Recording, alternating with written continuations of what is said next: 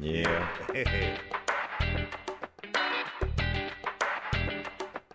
Oh, yeah. No matter whether we're meat eaters or vegetarians, everything at the base of the food chain that we eat comes from the plants. The closer you look, the more magical and magnificent and mysterious something is. It's our problem that we don't look close enough.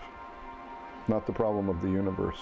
It's not the problem of science and chemistry that we don't look close enough.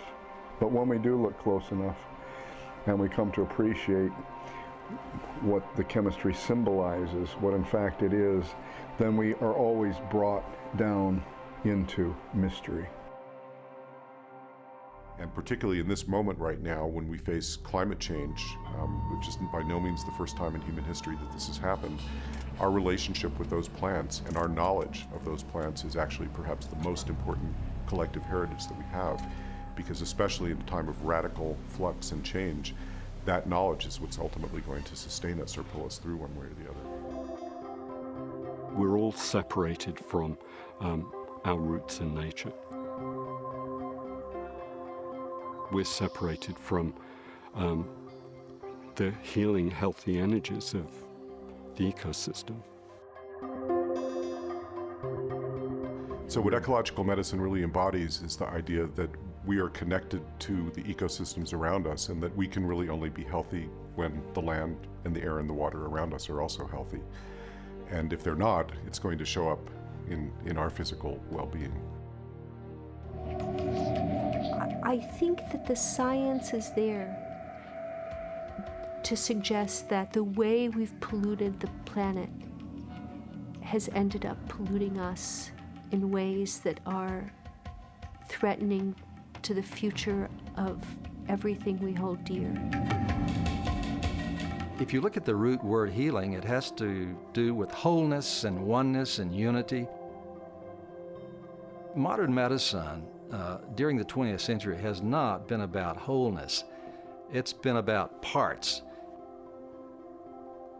It's been about splitting human beings up into atoms and molecules and organ systems. So it's been actually the reverse of healing. I am grateful for biomedicine. I am grateful for the medications and the drugs that have been developed.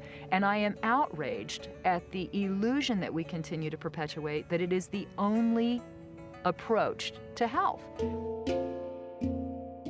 Herbalism is about treating the whole body with whole herbs, and it can be done in different ways from different cultures. But all the different ways acknowledge you treat the whole person, not the disease. Then there's also an overriding energy or life force which becomes a part of us when we employ that in medicine. I think that some of the most profound healing that is found with plants is actually in nature itself, is actually in a garden or in a forest or in our desert, where you're out amongst the plants themselves. It's something in Latin that's called vis medicatrix naturae, the healing force of nature, that in nature is the healing. And whatever this healing force of nature is, it is embodied in these plants. I love to have 3 or 4 plants, maybe they're even tinctures in a bottle, and open those bottles and say, now smell this, now smell this, now smell this, okay, taste this, now taste a drop of this. What's happening? Which one do you want? And the patient will say, oh, I want this one. You know.